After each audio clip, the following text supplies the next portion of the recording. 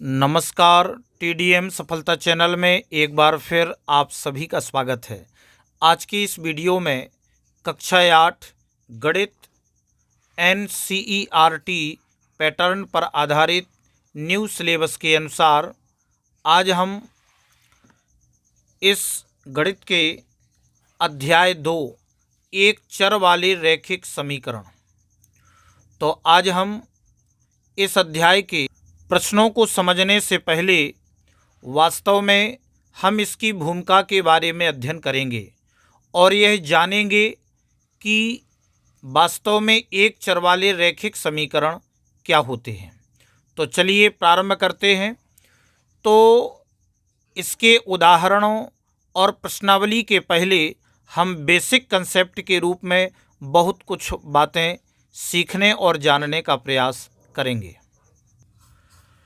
तो हम देख रहे हैं अध्याय 2 एक चर वाले रैखिक समीकरण, वन वेरिएबल लीनियर इक्वेशन, एक चर वाले रैखिक समीकरण।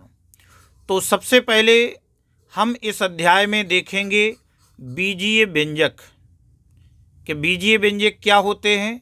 तो आप कुछ उदाहरण देखेंगे जैसे 5x 2x - 3 3x + y 2xy + 5 xyz + x + y + z और x² + 1, यानी ये जो उदाहरण लिखे हुए हैं यह बीजीय व्यंजक के उदाहरण हैं। इसमें एक और विशेष बात ध्यान रखना है कि यहाँ पर जब भी हम संख्याओं के साथ में xyz को हम लिखेंगे तो आप प्रयास ये करें कि हम संख्या के आधे में चर को लिखने का प्रयास करें। आधे में लिखना है, ना तो बराबरी में लिखना है, ना अचर से हमें बड़ा चर लिखना है।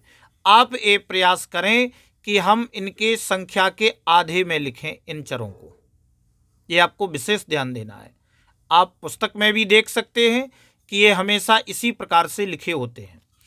अब इसमें हम जानेंगे समीकरण। तो आप ध्यान देंगे जैसे समीकरण के भी हम कुछ उदाहरण लेते हैं। 5x = 25, 2x - 3 = 9, 2y + 5/2 = 37/2 और 6z + 10 = -2। तो यहाँ पर आप देख रहे हैं कि ये जो उदाहरण दिए गए हैं ये सभी उदाहरण समीकरण हैं, यानी समीकरण के जो उदाहरण दिए हैं तो इन सभी में से हम एक उदाहरण यहाँ पर ले रहे हैं 2x - 3 = 9। तो आप देखेंगे कि जो 2x - 3 = 9 है यह आपका समीकरण है। तो इस समीकरण में जो हम देख रहे हैं कि -3 और 9 ये कहलाते हैं अचर, यानी कि ये अचर राशियां हैं।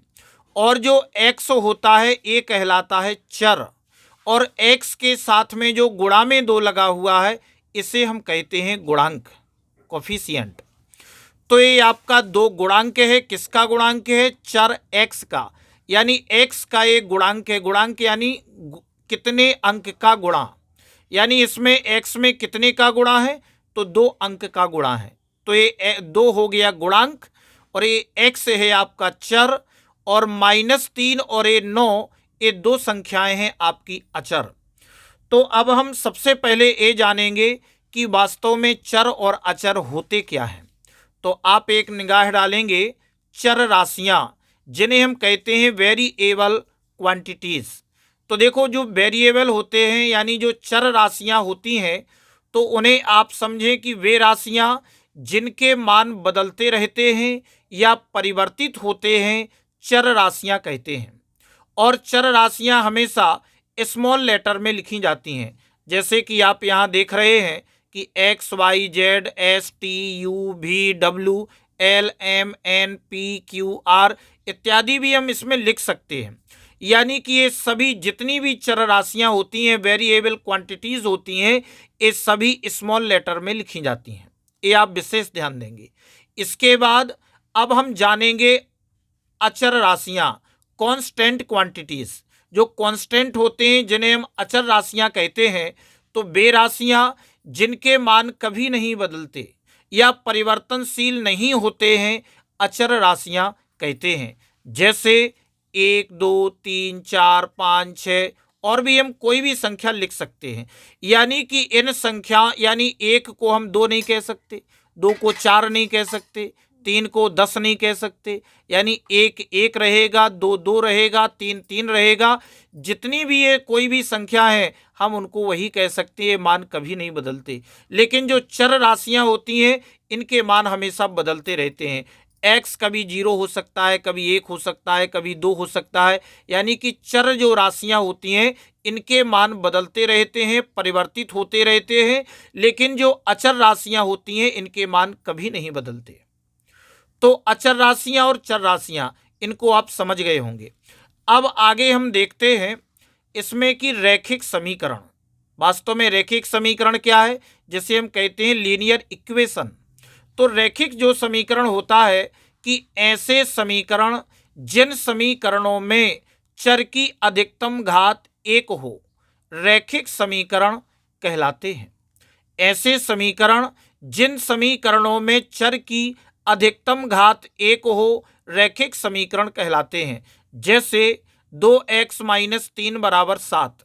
अब देखो ये जो समीकरण लिखा हुआ है यह ऐसा समीकरण है, इसमें आपका चर क्या है, x है और इस चर x की घात क्या है, 1 है। चर x की घात क्या है, 1 है।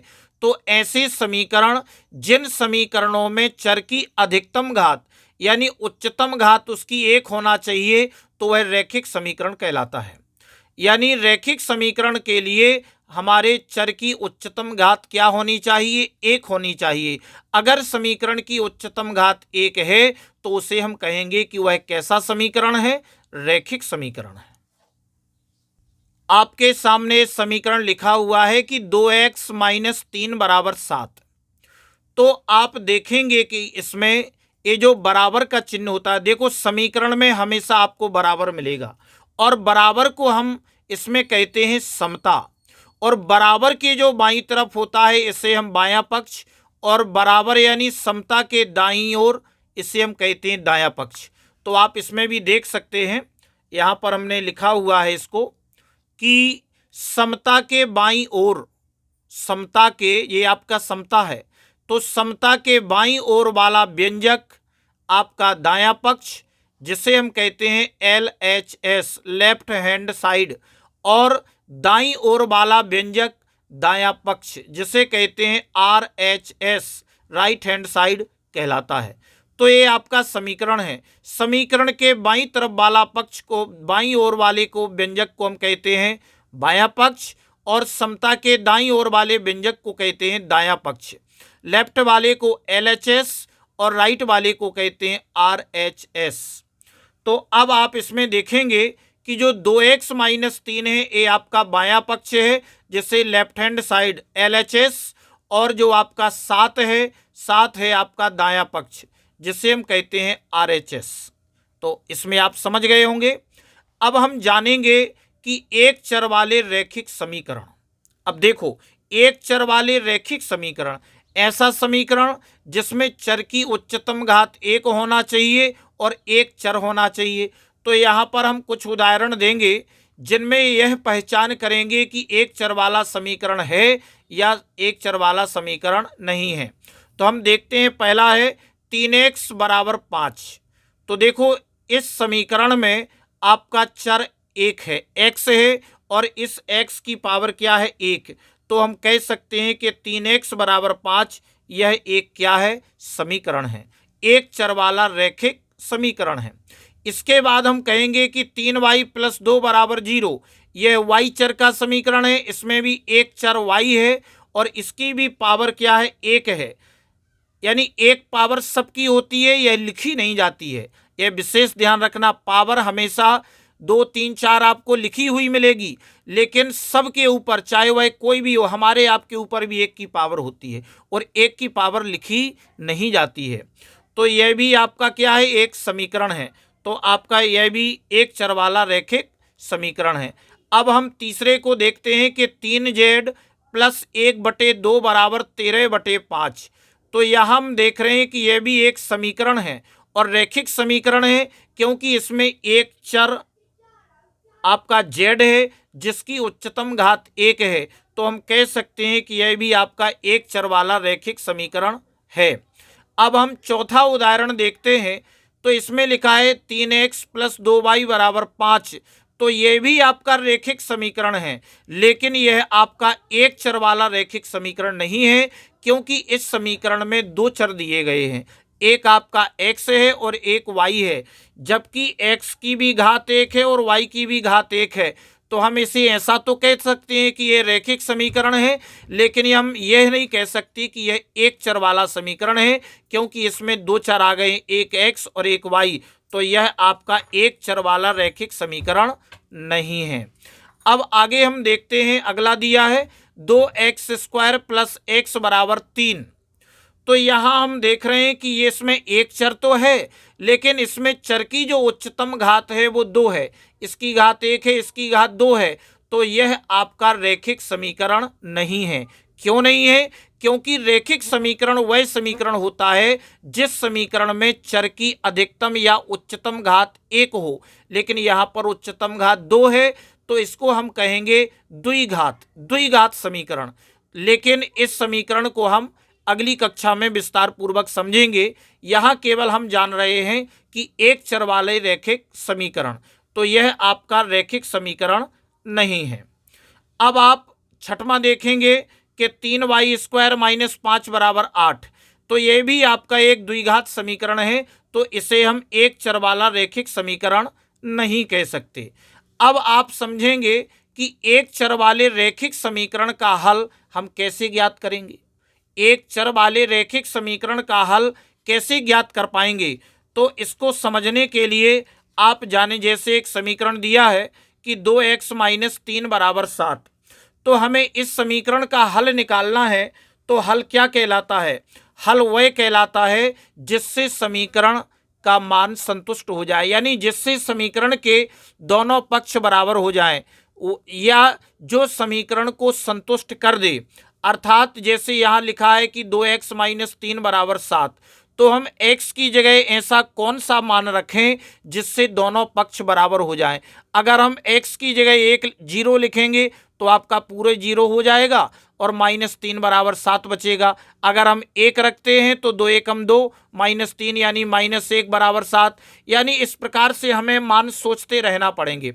लेकिन अगर हम यहाँ देखते हैं कि अगर इसमें हम x की जगह 5 रख दें तो 2 × 5 -3 = 7, तो 2 पंचे 10 -3 = 7, तो कितना आ गया? 10 - 3 7 आ गया और बराबर 7।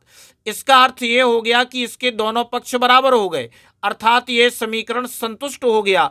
तो किस मान से संतुष्ट हुआ? जब हमने x का मान 5 रखा, यानी x का मान 5 रखने से आपका यह जो समीकरण है, एक चर वाला जो आपका रैखिक समीकरण है, यह कैसा हो रहा है? संतुष्ट हो रहा है।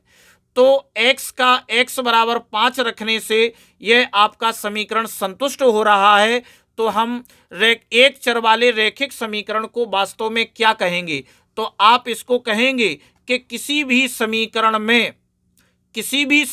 में चर का वह मान जो समीकरण को संतुष्ट कर दे, वह समीकरण का हल कहलाता है। ये आपको विशेष ध्यान देना है कि कोई भी समीकरण हो, किसी भी समीकरण में चर का वह मान जो समीकरण को संतुष्ट कर दे, वह समीकरण का हल कहलाता है। तो यहाँ पर इस समीकरण में हमें x का 5 मान ऐसा मिला, यानी कि x बराबर आपका 5 ऐसा मान है जो इस समीकरण को क्या कर रहा है? संतुष्ट कर रहा है। तो x = 5 दिए गए समीकरण को क्या करता है? संतुष्ट करता है।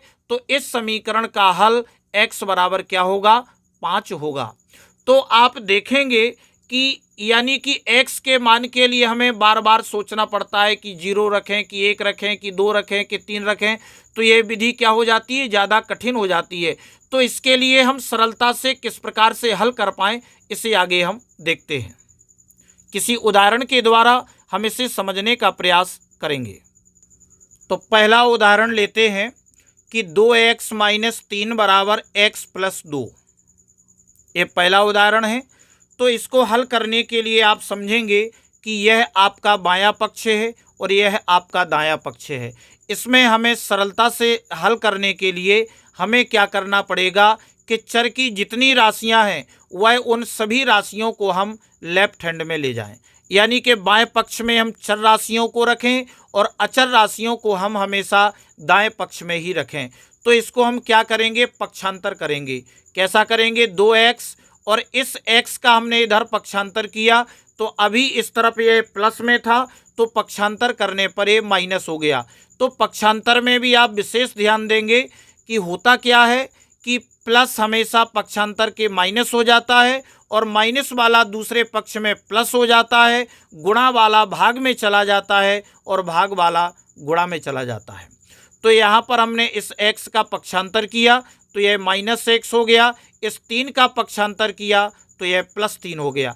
अब इसे हम आगे सरल करेंगे, 2x में से 1x घटाएंगे तो हमें 1x मिलेगा बराबर 2 + 3 5 हो गया। तो अब हम कह देंगे कि अतः x बराबर 5 दिए गए समीकरण का हल है। यानी जो हमें समीकरण यहाँ पर दिया गया था तो उस समीकरण का हल x बराबर क्या हो गया, 5। इस प्रकार से हम प्रश्नों को हल करेंगे। अब आगे हम उदाहरण 2 में देखते हैं। हमें उदाहरण 2 दिया गया है कि 5x + 7/2 बराबर 3x/2 - 14। तो इसको भी देखो सरलता से हल करने के लिए कई प्रकार से हम हल कर सकते हैं। पहले हम पक्षांतर करके भी हल कर सकते हैं।